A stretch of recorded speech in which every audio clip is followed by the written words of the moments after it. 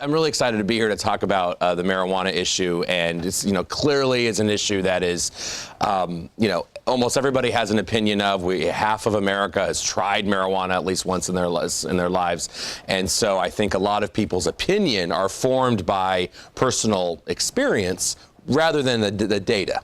And so I'm going to try and talk today about the data, and it's a pretty long presentation, which I'm going to go very quickly over. I don't know if we have some ex-New Yorkers in here. So I know Florida has a lot of New Yorkers. You'll be able to, I think, understand how fast I'm talking.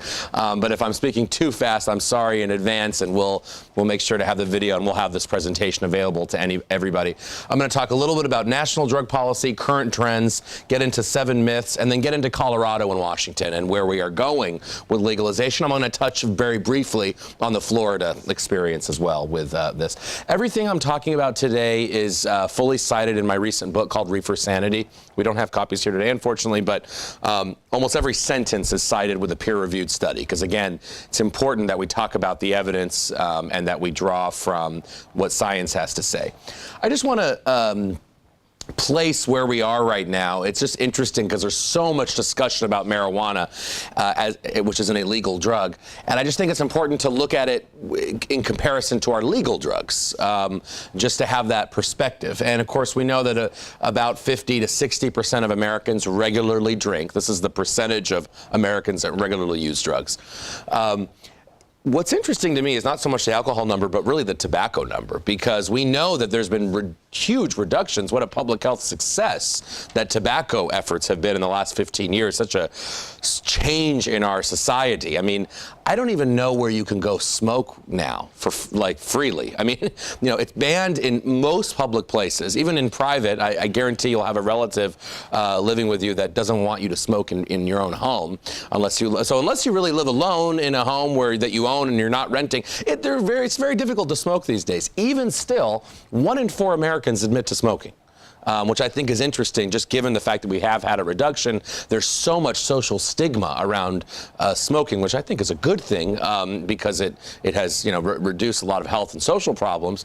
But even still, we have 27% of Americans using that legal drug. Then we go to marijuana, and this is from about 2 years ago, so I think it's a little low. Realistically, 7 to 8% of Americans regularly smoke marijuana. And by the way, that's, of course, the most used illicit drug. I mean, if you look at all illicit drugs on the bottom, marijuana is 90% or 85% of all illicit drugs. And then we get to the pharmaceuticals, and then, I mean, much, much lower levels of the other drugs, which, of course, obviously are extremely deadly, but those levels are just much, much lower. So marijuana, when we're talking about illegal drugs, prevalence-wise, really takes the cake. But I think it's interesting that for every marijuana user, there are 4 people who smoke cigarettes and about 6 to 7 people who drink. It's just kind of an interesting divide to look at that. So I'm going to get right into the myths, and like I said I would, and then get into what's going on and some more on the policy side. I mean, the myth that I hear the most is that marijuana is harmless and non-addictive. Last night it was said at the debate. The issue of the addictiveness of marijuana seems to be such a controversy in the public's eye. Ironically, in the eye of science, there is no controversy. I mean, you would be laughed out of any scientific room or discussion if you were to say that marijuana is non-addictive. We know that 1 in 10 or 1 in 11 adults who try marijuana after age 25 will become addicted at some point in their life. The more interesting part of this is the fact that it's really 1 in 6 kids who try marijuana will at some point in their life become addicted to it. Why is that? Well, we know that the brain up until age 25 is essentially under construction. Okay, your brain is figuring out who it's going to be for the rest of its life, from conception to about your mid-20s. What does that mean? Well, it means that if you learned a second language, you probably learned it before you were 10, or before you were 5 would be even better. If you learned how to swim or you love to bike ride, you probably learned when you were really young. You didn't wait till you're 40 or 50 to learn how to swim. That's because your brain is much easier to pick things up as it's forming and what we call priming and pruning and really becoming what it's going to be, what it is today. And So we know that drugs, any drug, and actually I would say any event, anything that enters your brain or bloodstream, whether it's a substance or it could be a memory, has the ability to, for lack of a better term, hijack your brain. In other words, take it over, whether you like it or not. So that's why childhood trauma is such a big deal, because that trauma can stay with that child for the rest of its life. Much more probability that it would stay with that person for the rest of its life than if you experience trauma as an adult. It's because it could stay with you. Drugs are the same thing. When drugs, any psychoactive drug, enters the brain and the bloodstream, essentially there's a potential, it doesn't happen to everybody, but there's a potential for that hijacking, I would say. So whether that's tobacco, cigarettes, whether that's heroin, whether it's pharmaceuticals, whether it's marijuana. Whether alcohol also, obviously. And so that's why I think we care a lot about if adolescents and kids are using. That's why we focus on young people in this debate more than anything else. The other thing about the non-addictiveness we hear is that, how could you be in treatment for using marijuana? I mean, that doesn't make people say, well, at the most, it's psychologically addictive. How many of you heard that term? Right, psychologically. Once again, to scientists, there is no such thing. Addiction is addiction.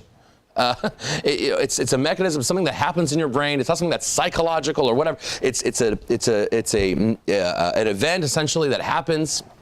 And there are symptoms that are physical or psychological, surely. I mean, obviously, God forbid if you've seen somebody in heroin withdrawal, that is a very physically acute, violent kind of addiction, whereas marijuana withdrawal, which is very real, is not going to usually be as physically sort of acute and noticeable as it would be. But that doesn't mean that it's not addictive, right? Addiction is the idea of you experience withdrawal, cravings, it gets in the way of your work and your family life, you want to stop, but you can't.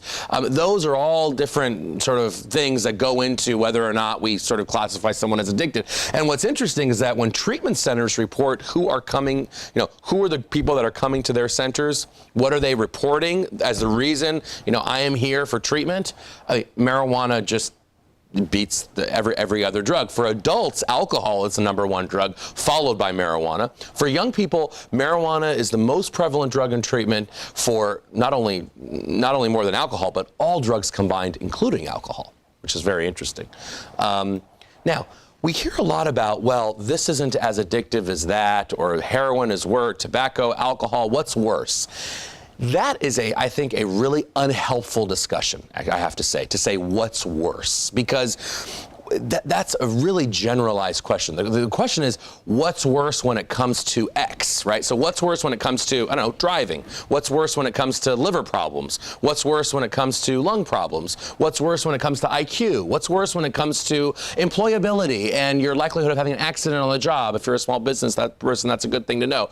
What's worse, whatever. We have to define what's worse. So I really dislike the current tide of the debate in this country of, for example, alcohol is worse, so why is marijuana legal? I mean, it's sort of it's very strange to me. In my mind, and I'll get back to the alcohol. I'm going to keep coming back to the alcohol and tobacco analogy. Those are our only 2 legal drugs that we can draw experience from, other than the pharmaceuticals. To me, when people say, alcohol's worse, so therefore we should make marijuana legal, to me, that's sort of like saying my right arm is broken, so therefore I should break my left arm, right? It's like, I want to be consistent. We would never say that. We would say we want to try and fix our right arm. We don't want to break our left arm. The right arm's already broken, so there's not much we can do at this moment about it, but we can work on it or whatever. That, to me, makes a lot more sense for this alcohol versus marijuana analogy that I've been hearing a lot lately. And I'm going to get into more reasons why I think that analogy is really unhelpful. But when it comes to addiction, so if you're saying what's worse when it comes to addiction, we kind of have a relative scale to compare the addictive nature of different drugs for young people. We also have it for adults, but I put it up for young people right now. If you're interested in the adult numbers, I can share it with you. They're similar, but not exactly the same.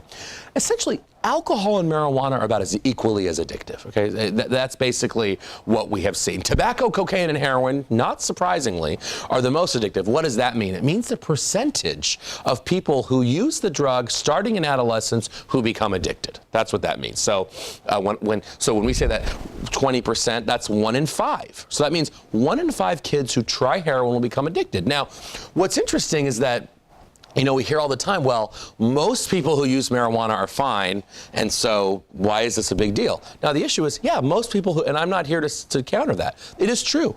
Most people who try marijuana, actually, they'll try once or twice and stop. The majority of the rest of the group will try 3 or 4 times and stop, and a very small percentage, I mean 15% if you're starting when you're 16, will go on to addiction. So, you know, we don't serve anyone's interest when we kind of over-exaggerate the harms and whatever, but in my mind, 1 in 6 is a very high number. I mean, I don't see that as low.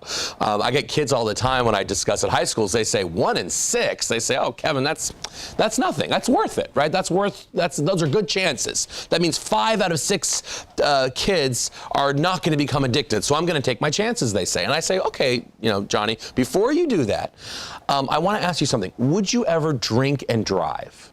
And they say, no, of course, it's terrible, never would. And I said, that's good. I'm glad you said that. But I said, but what do you think the chances of getting into a fatal car crash are right now if you get drunk and you get into a car? What are the chances? Because you know 1 in 6 is if you try marijuana and become addicted. So given that you don't think 1 in 6 is high, what do you think it would be? And it's usually 1 in 2, they say, 1 in 3. People who think they're being really smart say like 1 in 100, 1% chance. Well, according to Mothers Against Drunk Driving, using their own statistics of people that are drunk on a daily basis, get into a car and then get into a fatal car crash, that number is about 1 in 600, which is surprising. Now, that doesn't mean we go out and say, 599 times, you know, you're good. Of course not. We would not. It's not responsible awareness for public policy. We would never do that. And I'm glad we don't do that. Similarly, I don't know why we would just brush off a number like 15%. You know, we certainly wouldn't brush off a number about 1 in 5 for heroin. I mean, that doesn't mean that we think heroin is safe, because thank God 4 kids out of the 5 that ever will try it once will not become addicted to it. That doesn't make sense to think like that. But unfortunately, again, in the era of media sound bites and sort of quick narratives about things, that gets lost. Tobacco is 1 in 4, as is cocaine for young people. Heroin becomes much more addictive as you get older, which is very interesting. As you reach your late teens and early adolescence, the heroin number actually skyrockets to basically equal tobacco, and the cocaine number goes down, which is very interesting. Marijuana number also goes down, as does alcohol. That's why I was saying alcohol, if you start drinking after age 21, you have about a 10% chance of addiction. That's the same thing with marijuana. By the way, just what's interesting is a quick question. How many people in here do you know someone who is addicted to drugs or alcohol, who never touched drugs or alcohol until about age 25? Does anybody know anybody? 1. And that's usually the percentage I get. It's about 1 to 2% in every single talk that I give. That comports with national statistics. So, you know, this idea that, well, people are gonna start when they're later if we have like an age limit on it or something, really doesn't make a lot of sense, because when we're talking about those that are addicted, that are the heavy users causing the most trouble, they're starting when they're young. Legal or not, doesn't matter. They're starting when they're young. So that's why focusing on young people is, you know, in an era of sort of limited resources, is something that I think is worth doing. Now, a lot of parents say, why would I care about marijuana? Because, you know, I mean, so many people that I know use marijuana and they're fine, or including me, or including this person, or, you know, look at Steve Jobs, or, you know, whatever. All these really smart people. It's funny, I did a debate the other day where the person said to me, Kevin, the only way marijuana is a gateway drug is that it's a gateway to the White House, because the last 3 presidents have used marijuana. You know, what am I going to say to that? Yes, they have. You know what? And thankfully, nothing happened to them. That's wonderful. But that doesn't mean that because things, I mean, this is my example of of things happening to individuals or stories that we know that we then sort of translate and say, see, this is an example of someone who's turned out well. We should, parade and trump that. That's wonderful. It doesn't make any sense to me. There are plenty of people who tried heroin that are not addicted and actually live very normal lives right now. We wouldn't want to be saying, well, look, 14-year-old, you can be like this person and try heroin and get away with it. It doesn't make any sense. So a lot of the parents don't understand, though, that today's marijuana is not what they smoked in the dorms 20 or 30 years ago. We're talking between 3, 5, 10 times stronger. Take your pick on the year that you want to look at. The THC is the active ingredient in marijuana. What's really interesting is that marijuana has hundreds of ingredients in it. So when someone says marijuana, they're referring to the part that the herbal material that you smoke or vaporize or whatever. But it's not like saying morphine or something, because morphine is like one compound. Marijuana has hundreds of components, and actually when you heat it up, it has thousands of components. And scientists only know about 10% of those components, just so you know. So we don't even know about everything that's in it. One thing we do know is something called THC is the ingredient that actually gets you high. That is the ingredient in marijuana, the psychoactive ingredient, we call it. We have receptors in our brain and in our body that are called cannabinoid receptors that THC binds to, meaning it attracts, and that's why your memory is affected, or these different CB1 and 2 receptors in our brain and body, they have different functions, like I said, memory or whatever, a lot of other things. And THC binds to that and basically affects those things. That's why we have those. And there are many other ingredients. One of them is called, anyone's heard of CBD before? A couple of people. Okay, I'm going to get into that later because it's some implications for medical marijuana. But there are non-psychoactive ingredients that are barely visible in modern marijuana today. Okay, they are part of the natural cannabis plant, but if you were to buy marijuana on the street and test it, as the DEA does every single day, you will find basically none of that in there. And that's because CBD actually takes the high away. So if you're selling marijuana, why would you sell anything that takes the high away? The point is to get us high. Their CBD has basically been bred out of modern marijuana. Now we can talk about the reasons the THC has grown, the selective breeding, the different fertilizers and actually pesticides that are used. The GMO issue of talk about non-organic material in terms of the way it's changed. Is pretty dramatic. But I think that's something that a lot of people, a lot of parents don't understand, is that today's pot is just not the pot of even the 80s or 90s, let alone the 70s or 60s. And, there are, of course, new ways. This is just the average of about 13%. There are new ways to ingest marijuana. I'm sure many of you have heard of dabbing before, or waxing. This is like 80 to 90% THC in a wax that's sometimes used at the end of a needle, combusted with butane oil, and basically ingested up, sort of one big puff basically in your face. And that's like 80 to 90% THC. And the most experienced marijuana users whose brains, 14% is like water to them. They would not react to that anymore because their brains are so addicted to THC. They're so used to it but they are now going on to this 80 to 90% because it's actually giving them a new high that they never had before. By the way, it's also sending thousands of people to the emergency room, but we don't hear about that a lot. Speaking of the emergency room, we know what's so interesting is that, if we were to look 20 years ago at the number of marijuana users versus now, it's about the same. The numbers have gone up and down, they're a little different, but maybe for statistical purposes, they're about the same. What's shocking is that there are 20 times more people going to the emergency room for marijuana-related admissions than they were before, even though it's the same number of people using. And a lot of scientists think it's because of the THC. The fact that now it's a lot stronger, this idea of going to the ER for an acute panic attack 30 years ago was extremely rare. That was not something we saw in hospitals. Now, not just with marijuana, but we're seeing it just in just hundreds of thousands every year for acute panic attacks, psychotic episodes. And we know that about 400,000 plus of those relate to marijuana. And it's usually, like I said, like an acute kind of attack, like a panic attack type of thing.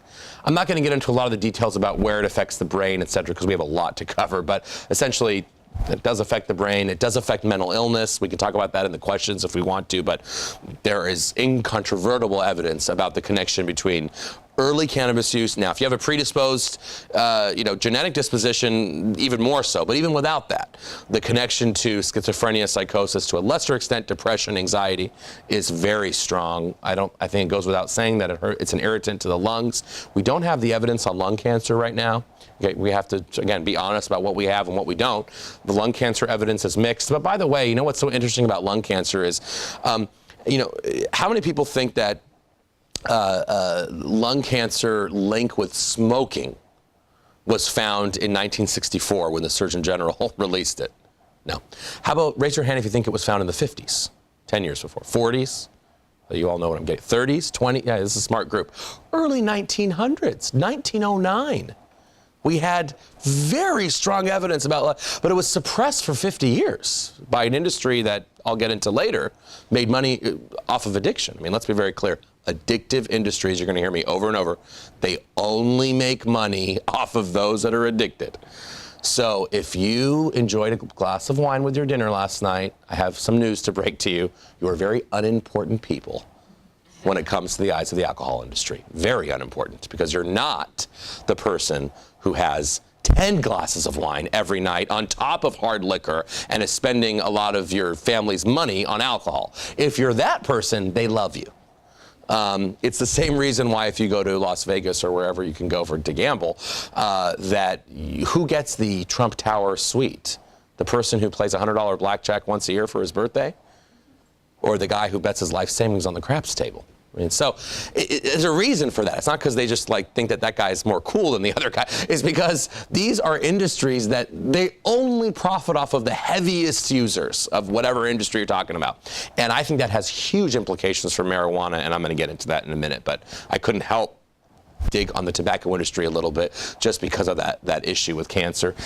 If I were to choose one study that I think has the most implications for this country as we're entering we're in a global competitive workforce, it is the issue of IQ. We now have evidence from a very large, what you would call a population longitudinal study. What does that mean? It means that researchers followed the same 1,000 people for 40 years and asked them any question and every question under the sun to learn about the human condition, essentially. And what they basically found out was if you were a heavy user of marijuana in your teenage years, even if you stopped as an adult, you had an average of 6 to 8 point reduction in IQ. Significant chance that you would have a 6 to 8 point reduction in IQ, controlling for, you name it, your school attainment, other drugs, whatever. That has huge implications for our workforce and our economy, because what is 8 point IQ? What does that mean? Well, obviously, if you're a genius at 150, like probably everyone in here is, if you go down to 142, we're not going to notice. So, you're still going to be a genius. But, parents have a hard time understanding that not every child can be a genius. That's why we have what's called an average. So the average is about 100 is the average, right? The average of a kid today is 100. You go 8 points below that to 92. That is a significant difference. I mean, that is the difference between finishing up your degree or not. That is the difference between the job promotion or not. And so when I think about where we are as a country and where we're trying to go in this economy right now, and I am looking at India, and I am looking at China, I am looking at Korea, and I'm looking at the education level there versus the, let's just say, distractions that they don't have that we do. From an economic point of view, that is actually a scary thought. I mean, we want to think about this as a health issue, but just to put on the economics hat for a minute, it's something that I don't think anybody in Colorado or Washington, when they were voting for this, could have ever thought of, when that was, because that was not part of the debate at all. And a lot of things are missing from this discussion. Dropping out of school, the workplace issue is huge. I mean, if you're a small business owner, the issue of absences, tardiness, accidents, etc. Let's go to the second myth, because we have 7 here, but that was by far the longest, so I'm going to move even faster. This issue about marijuana as medicine. When somebody asks me in an elevator, they say, "What do you do?" Or what are you here for? Why are you in this strange hotel in this town? Usually I'm here to talk about marijuana. Oh, the first question they say is marijuana medicine? What do you think about medical marijuana? I mean, that's like the number one thing, because it's been sort of the discussion for 20 years. And my answer is essentially, yeah, marijuana has medicinal properties. However, we don't need to smoke or eat it to get those properties. Why? Well, we don't smoke opium to get the effect of morphine. Okay, poppy is a natural plant. You know, last night the debater said, marijuana is natural and it's from God and it's just the great, you know, and I was like, well, you know, hemlock and uranium are also natural, but that's okay. We can, that's fine. But the point is, we have a lot of things that, I mean, willow bark is natural, but we wouldn't tell you if you had a headache now. Thankfully, we've moved on. We wouldn't say, you know, go chew some willow bark, because I think that tree's a good one, and, you know, there isn't any nasty stuff on it, so you should be okay. We would say, go have an aspirin. And I'm not in favor of a super pharmaceutical country that prescribes pills and think for every little thing, but I do see the benefit in being able to say, go have an aspirin. You're from New York, but the aspirin in Florida is the same aspirin you'd get in New York, and you know the dosage. I think that makes a little more sense than go rip off the willow bark, and I hope it works out for you, because I don't know if that was exposed to rain or not, whatever. I think that the aspirin thing does make sense. Well, I think it's the same thing with marijuana. We should standardize medicines derived from marijuana, period. It's actually not very difficult. But because this issue is so emotional, we never have a chance to talk about any rational sort of endpoints, because people are too busy with an emotional story. So we need to make a distinction. Remember I said marijuana has hundreds of components? We need to make a distinction between those components and the raw herbal material. Now, that doesn't mean that you can't even have a medicine based on the herbal material that, you know, is standardized, but the idea of just saying, well, why would I want to get it from a pharmacy because I can grow it in my backyard, really is something that we would have said in the 1600s. I mean, it's something before modern medicine. And the idea that we want to go back to that, I really don't get it. So the answer is complicated.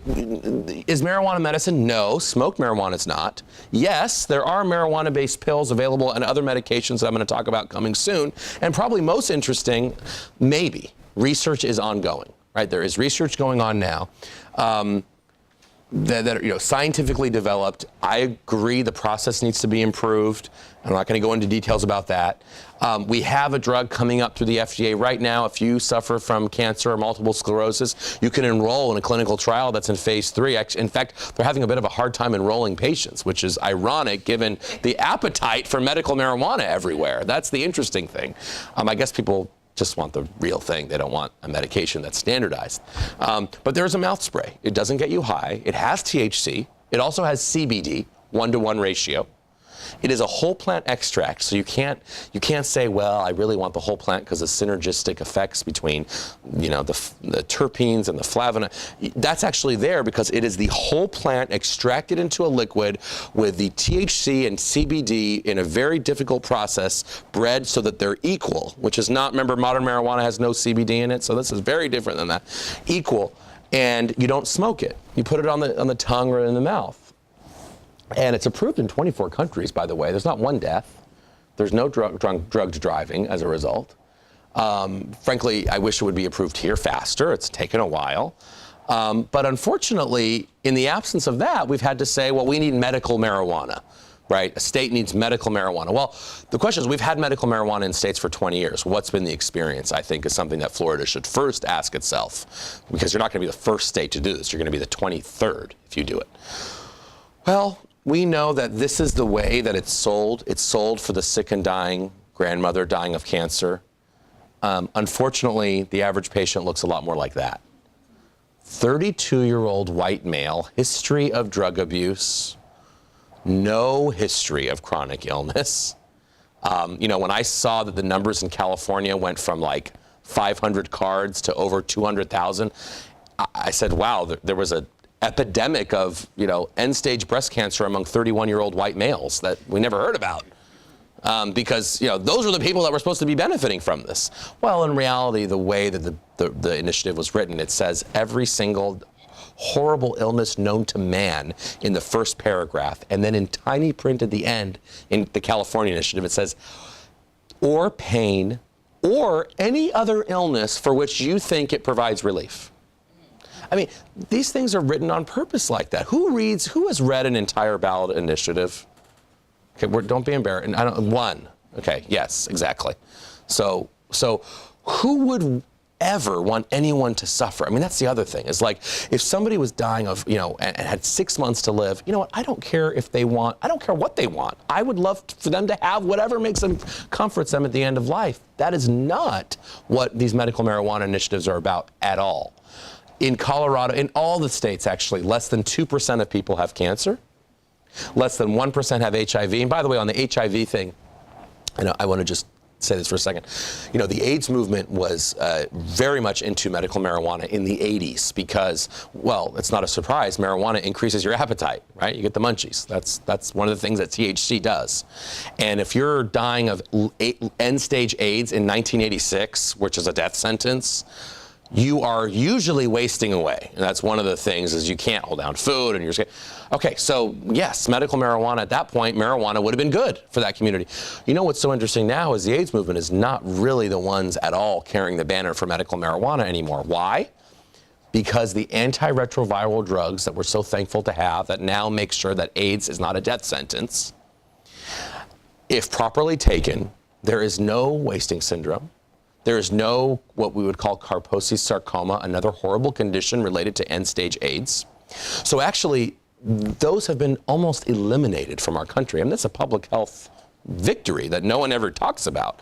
Yet, when we see these initiatives, we still see that HIV/AIDS, because it pulls at the heartstrings, is usually the second condition listed after cancer. What's not said is nobody's using it for HIV/AIDS. I mean, they might have AIDS and they're using marijuana, but the connection between their condition and the need for marijuana is not there anymore. Because if you're on the antiretrovirals, which 99% of people in this country who have AIDS are on, you are not wasting away anymore, thankfully. But anyhow, glaucoma, the American Glaucoma Association basically says, please stay away from this stuff. It is not good for your intraocular pressure of your eye. On and on. The idea of smoking marijuana is just not approved by any medical association or group. And then when we look behind, well, if it's not approved by a medical association, who wants it? Well, it is the legalization movement. 40 years ago, the guy, in fact, his successors, who I debated last night, said, we will use medical marijuana as a red herring to give marijuana a good name. And I have to tell you, it's as much scorn that I have internally for sort of lying to the American people for 50 years about your intentions, it's a brilliant PR move. I mean, it actually worked out very well for them. They did it very, very successfully because it started down the path in this country to the discussion we're at today, which is really on legalization. We've moved beyond medical. Although in the state it's medical. We do know that residents of states with medical marijuana have higher rates of abuse among kids. I've had people say, well, of course they have higher rates of abuse. You're legalizing medical marijuana. Well, it's not just the people using it for so-called medical purposes. It's kids, and other indicators show higher levels of use. Now let's talk about CBD. This is an issue in Florida that I know has been discussed. There's a component in marijuana called CBD, as I said, that it does not get you high, okay? I already talked about that. There is not double-blind placebo studies, but there are preclinical and also some anecdotes that CBD could help children with uncontrollable epilepsy. Did anybody see the CNN special? Or is everybody familiar with this issue, sort of? Okay. And there was a CNN special that essentially said, this is wonderful. There is what CNN based their special on, what everyone's talking about, is something called Charlotte's Web. Anyone ever heard of that? It's named after a little girl who has 300 seizures a day. And frankly, I mean, I can't imagine anything worse for a parent. I mean, it's a horrible, horrible thing. But it's an oil derived from the marijuana plant that has been created by a group of people who started in Colorado selling medical marijuana. And in fact, 99% of their business is selling marijuana cigarettes for any reason to anybody. But as a side thing, and really what's getting a lot of the press, is the CBD oil called Charlotte's Web, because it's just got national press. Now, A lot of people have said we need medical marijuana for these kids. This is what we would legalize it for them. It's wonderful. This is the way we need to do it. We need this oil today, right now. I think the question is, we want children, obviously, to get medicines that help them. I don't know anybody who would disagree with that, okay? Even if it's an experimental medicine. I mean, if you're desperate, you're desperate. I get it. The question isn't if or should they. In my mind, the question is how. What's the mechanism? That's the policy question, right? You want something to get done, you already decided it should get done. Okay, you're not done yet. You got to talk about how it happens. So right now we're presented with basically two choices. There's really two. Actually, I'll start with the second choice first, is the status quo. Go to Colorado, sign up for Charlotte's Web, be number 127 on the wait list, hope that your state legalizes it in the meantime so that if you bring it over to Florida or wherever, you're not committing a federal felony, because it would be. CBD's an illegal drug. It's part of marijuana, Schedule 1. Oh, and hope that what you get is exactly what's advertised, because there's absolutely zero assurances. This is quasi-illegal. It's only legal on the state level. So you're on a wait list. There's no assurances with the exception of the lab technicians hired by the company who claim that this is and they could be right. I mean, parents are using this. I'm not doubting that it works, actually, but the point is you don't have any assurances. You could do that, or there are other products by other companies that say high CBD, it's like a high CBD soda or something perfect for your daughter or son.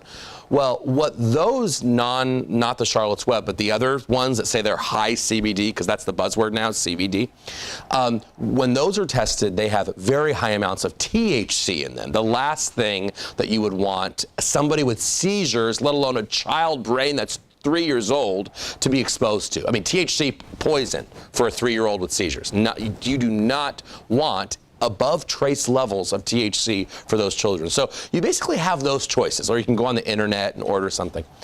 And so I don't blame, or I really, really don't blame parents for going to any lengths to get those things that help them, and they think they're going to help them. I'm not. The question for me, though, is how do we bring this to scale and make it a policy? What makes sense? That route that I just described, or something that actually I've been pushing very hard for with my organization's Smart Approaches to Marijuana, which I'll talk about at the end, through something called an expanded IND research program.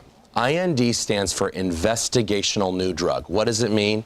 It means that if I find that there's a drug in Armenia that helps me, and I'm in the US and no one's ever heard of it, I ask my doctor, I really want this drug that I found in Armenia, because it just really helps me, but it's like non-existent here. What do?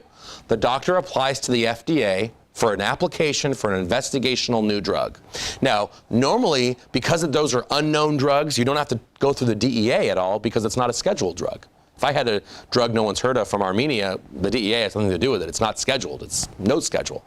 But the FDA has to say, yes, we'll let a doctor, give it to you, oversight. You can import it from another country legally, no problem. So that is kind of the way that we're now going with CBD. Basically, there is a purified CBD product from the UK. It's not surprisingly produced by the same very small research company that also produced the Sativex mouth spray. And it's called Epidiolex. Epidiolex is basically a whole plant extract. So a lot of parents think that they need everything in the plant. This is everything in the plant. But it's trace THC. It's just it's literally like the lowest level you can scientifically get out of it. I mean, this is a very expensive, difficult extraction process. To be able to get CBD like that it's just, I'm not going to go through the science on it. It's very difficult. Anyway, there are batches from the UK where basically they have high CBD and more or less nothing else but trace amounts of everything else. The FDA has looked at that, and they have approved that conditionally for INDs. Now, they haven't approved it to go to a pharmacy, but because that's a later process. That's after clinical trials. But preclinical trials, it's IND.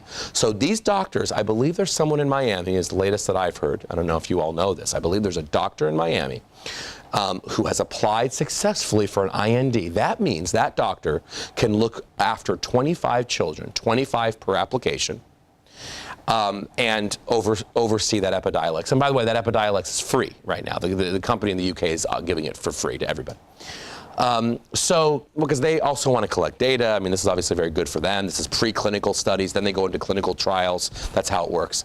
And to me, that sounds a lot more sensible than to tell someone, you know what, you need to move to Colorado and get on a waiting list for something that the FDA's never looked at. Now, I get that some people, for whatever reason, that's still going to be an option for them, and I don't blame them, and I don't think they should go to jail, and I don't think they should be chided by it. But as we're creating policy, the other thing is a lot of people say, well, that takes a long time and whatever, we should grow it in Florida and do it ourselves. Well, first of all, it's a super expensive process, and secondly, you can't just grow it. I mean, it's going to take at least 10 months from today. If you were to start today and say that you had government approval to grow marijuana, which is illegal, but to grow it for the purpose of CBD, it would probably take 8 to 10 months to get any product, and it would be very limited quantity. The purpose is we need to bring this to scale for people who need it. So what we're trying to do is build off of those expanded research programs and expand them even more, because I think 25 is probably too few kids. We should have more doctors involved. Basically, blow up the program a little bit so that every child who needs to be served can be served, so that parents don't have to be in a desperate situation. But, you know, it's very hard to have that rational conversation and discussion when we're just only looking at pictures of 4-year-olds having uncontrollable seizures. I mean, that's a very difficult thing that hurts us all. We need to do it the right way, though. And I think the compassionate way is to say, we get that it's not FDA approved. We're not going to wait for approval. That'll take a decade. So before that, let's have them enroll in special programs to get them a product that we actually know what's in it. Because right now, you know, whether it's CBD or other drugs related to medical marijuana in these dispensaries, at the end of the day, you have no idea what's in it. You want a dosage? You can't get a dosage. You want to know how it interacts with other drugs? Good luck with that, because it's not a doctor who's doing it, who's selling it to you. You want to know what's the exact characterization of the marijuana strain you're smoking? You got to take their word for it. And you're usually buying something called, you know, super silver haze, and that's supposed to be medicine. So rather than kind of have that, what's turned into a joke, let's make it medical and make it so you can get it from a pharmacy. I think that makes a lot more sense. Myth 3, very, very short. The bottom line is people think there are countless people behind bars for only smoking marijuana. We looked at the data in the Obama administration. It is almost impossible to find people in state prison whose only crime is smoking marijuana. That is a huge, huge myth. One of the biggest myths that I encounter is people think that if you have a joint, you're automatically behind bars. Now, jail and arrest record is a different story. And so, you know, I'm going to go into, I don't think that people should be jailed for even 24 hours or given an arrest record for a very small amount of marijuana, because especially a first time, especially a youth, I think there are other things, diversion programs, drug courts. The judge just left, but she has a misdemeanor drug court that basically only handles marijuana cases, assessments, education. Those things are what's needed. But there is something to say to keep it illegal. You need to have some sanctions. So whether it's a fine or whatever it is, I think would be good. We don't want to throw people in prison, but we also don't want to say, well, because we don't want to throw people in prison, we're going to have to legalize. I think that's a bridge too far. And I want to get into those reasons why very soon. So I'm going to skip. Okay, this is the big one, which is the legality of alcohol and tobacco strengthen the case, people say, for marijuana legalization, right? You've all heard that. Alcohol is legal, and it's very harmful. Does anybody in here not know a family member or friend who's been acutely affected by alcoholism? Okay, nobody. So it's a huge issue. So people say, well, that's horrible. Why is that legal and marijuana is not? What I say back is alcohol and tobacco are the last models we would ever use for public health. First of all, the use levels are much higher.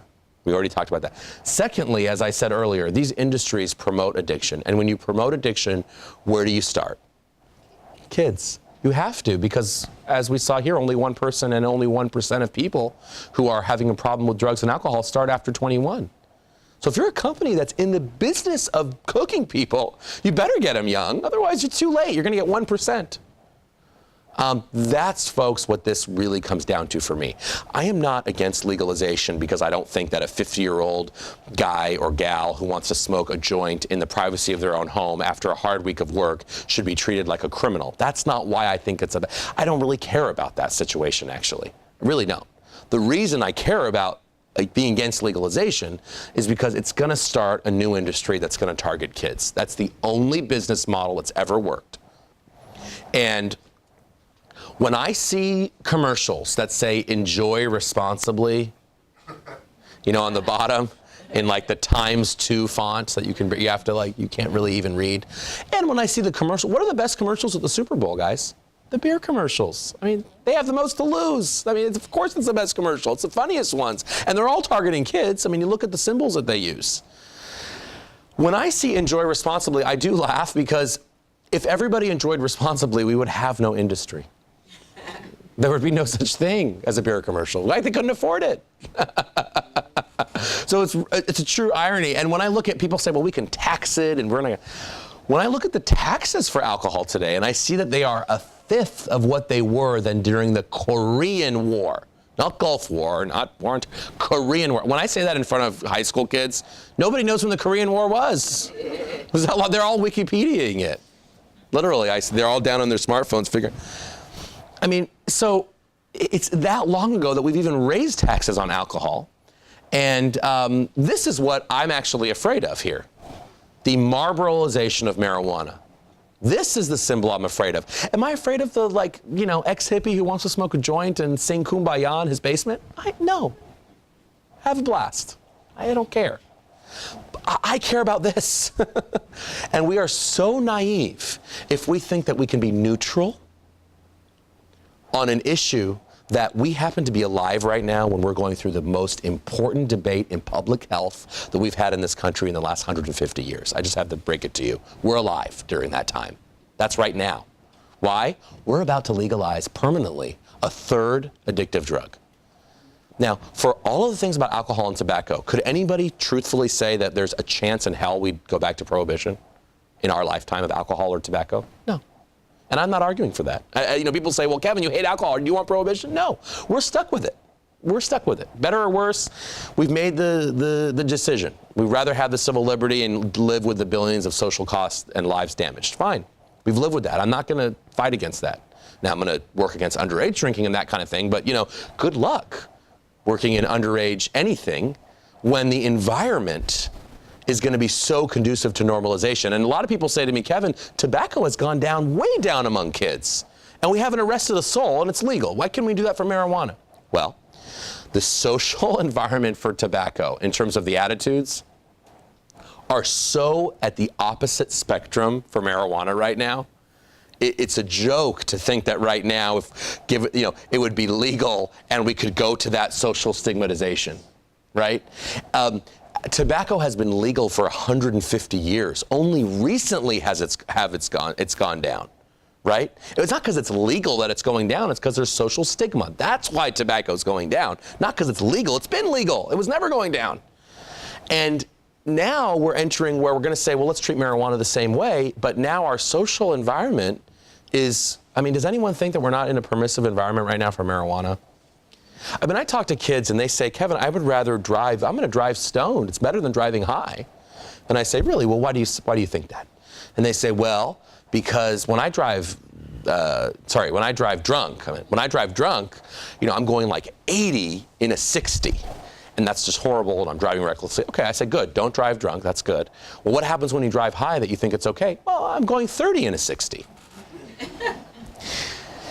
You know, and they're not realizing that going 30 in a 60 is about as dangerous as going 80 in a 60 for different reasons. Again, it's like, you know, is your leg broken or your arm broken? I don't want any of them broken. Why is that? It's not like one is better than the other. Marijuana doubles to triples your risk of a car crash, and alcohol quadruples to quintuples your risk of a car crash.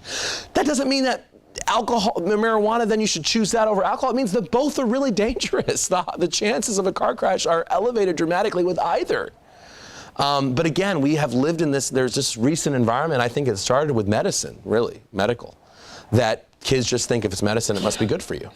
And now, you know, they're going on the internet. Last night, one of my debating opponents says, it's so wonderful. When I was debating this issue in the 90s, there was no internet. And so, but now kids can learn for themselves. If they just Google marijuana, they can find out the truth. And I said, do you really believe everything you read on the internet? I mean, you know, is that really where we're going? And by the way, you should Google marijuana and see how long it would take you to find a website with scientific information that's been peer reviewed. Just good luck with that. And that's what our teens are being exposed to right now on their smartphones when they think about, is marijuana addictive? And they write that in Google. Just see what comes up. You'll be shocked. So this is what I'm concerned about, is this industry that's going to mimic the playbook of big tobacco. The Wall Street Journal had a thing that the Yale MBAs are here. And that is really what we're talking about, folks. You know, your old friend with the long hair and who was part of the peace movement in college and smoked pot, that's not who's going to be leading this effort. You know, they don't look like that. They don't have their hemp T-shirts on and their ponytails.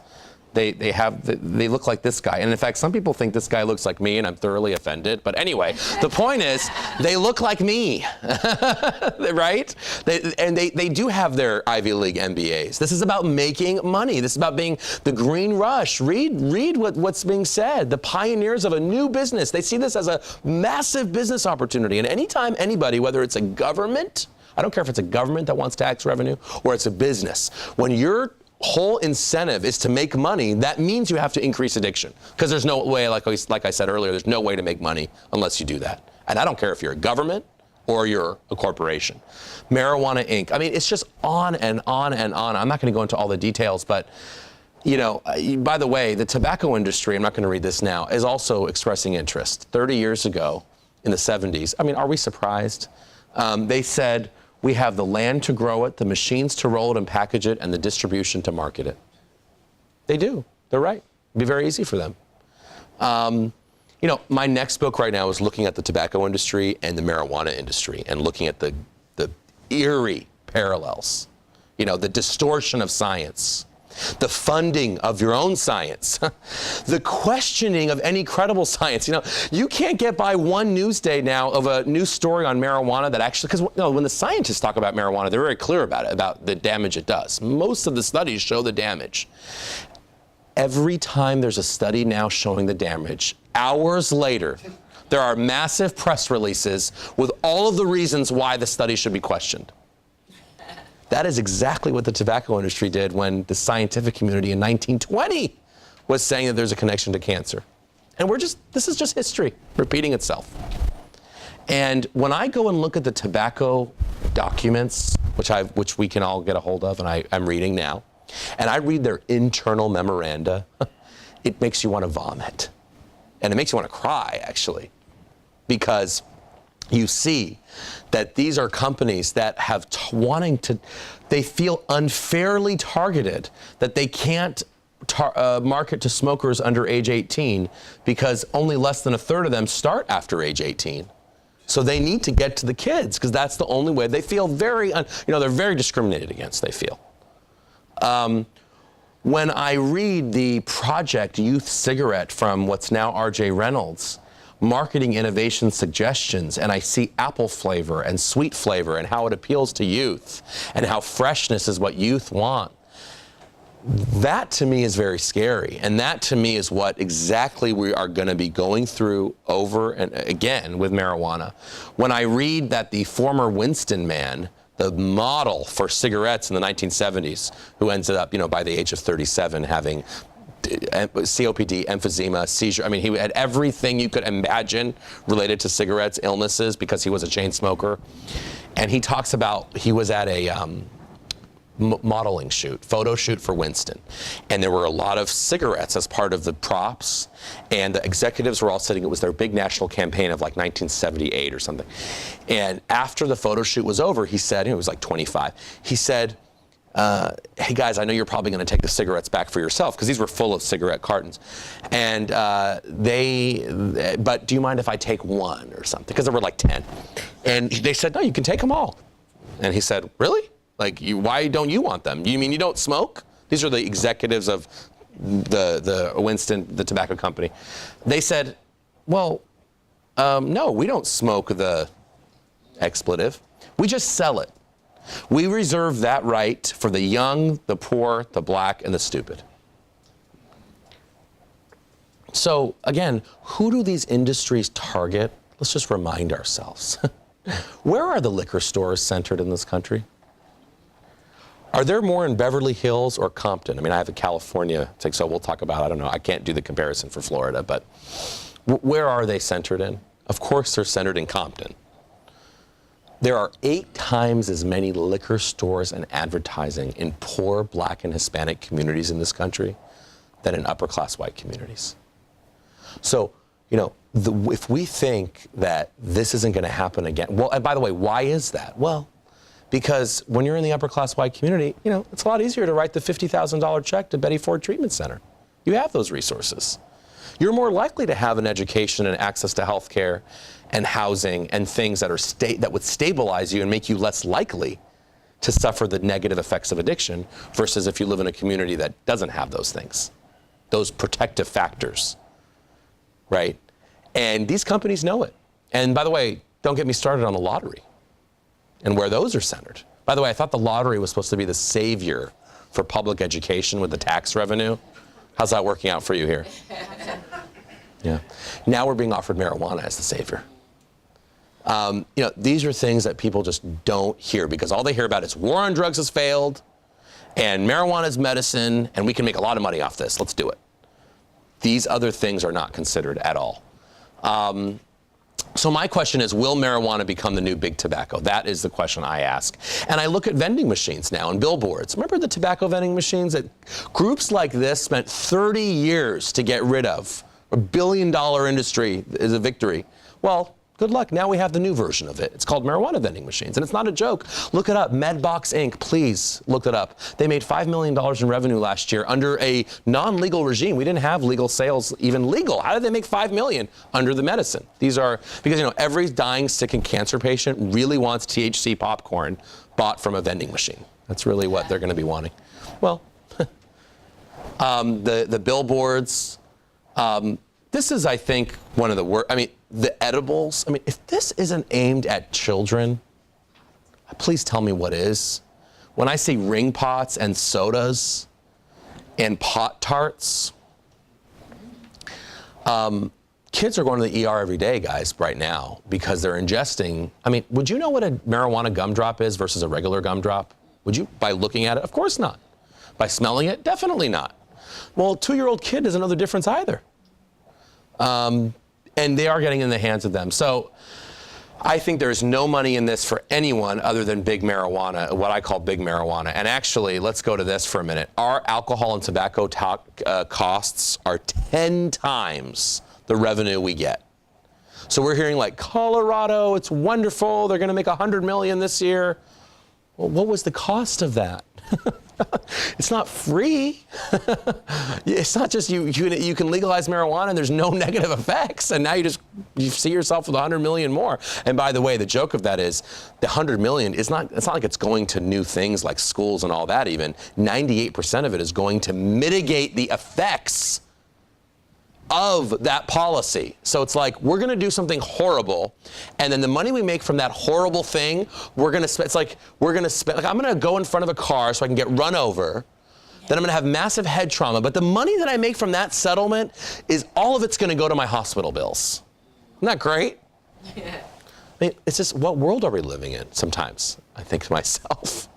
I'm not going to go into these details about Europe, but if you have questions, basically, we are going way beyond Europe right now. Just so if you think like Holland is like on the cutting edge, no. Colorado and Washington, their laws now are way beyond what Portugal, Holland, Spain, anybody ever did.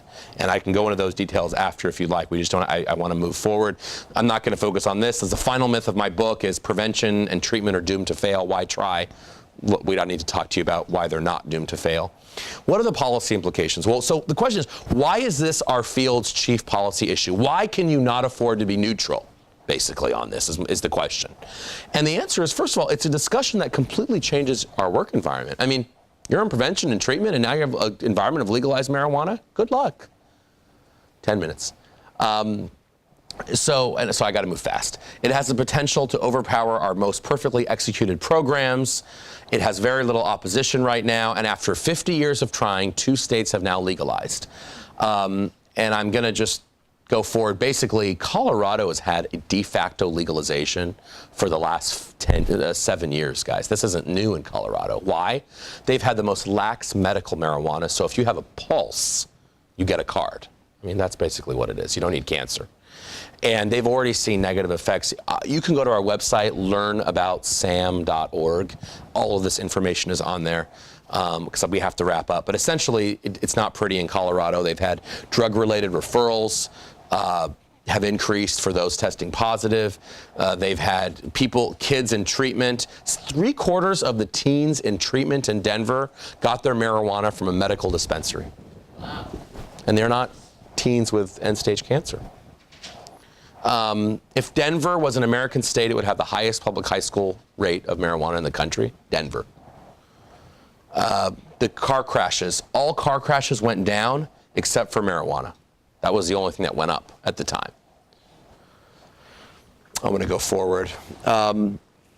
So here we are in 2014. Colorado's now allowed retail sales. We saw the picture. You know, this was the picture on the front of every newspaper on January 1st. And the headline was, you know, legalization going smoothly. No one has been killed in line. It's like, okay, that's the standard, I guess. No one's head's gotten blown off while they're waiting for pot, so it must be a success.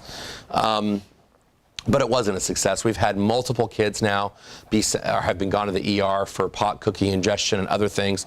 We have stores declaring that the high school senior is his ideal target customer. Remember, 21 and over. Any of you know any high school seniors that are 21? I guess if you fail 5 years, but that's another story. The state of Colorado thought that they could tag the marijuana plants so they could track them. That never happened. What a surprise. Yeah. And websites are now telling people how to move Colorado marijuana to surrounding states. So that was supposed to be something that they weren't going to allow to do. Well, it's happening now. This took me 5 minutes. The coupons. And if you look at if any of you are familiar with the price of marijuana and you look at how low these prices are, $118 for an ounce. There was something the other day, $99 an ounce, $50 an ounce we saw. I mean, the price has collapsed. And we know, why do the tobacco and alcohol companies hate taxes? Because when you make their product more expensive, less people use them. That's true. So now we're doing the opposite with marijuana. We're collapsing the price.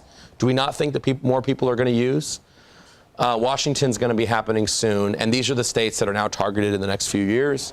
Florida is targeted for medical, not for recreational quite yet.